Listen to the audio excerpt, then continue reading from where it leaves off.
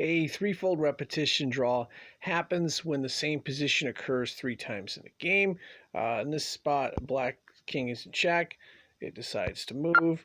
Okay, white decides to block it from hiding in the corner. Now white blocks it again.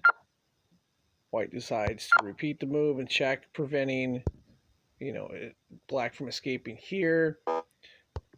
Black goes back. White checks again. Black goes back. White wants to prevent it. White checks. That's a draw by threefold repetition. Now, if we go back here, let's say white didn't want to draw by threefold rep, could move the pawn, and that would create an entirely new position, which would allow the game to continue on. Threefold repetition does not have to be 3 checks in a row. In this case right here, black is going to move its rook to put pressure on the pawn. White moves the pawn. Okay, fair enough. Now black goes for the check. White moves his king. Black checks again. White moves his king. Black decides to check again. Okay. White moves his king.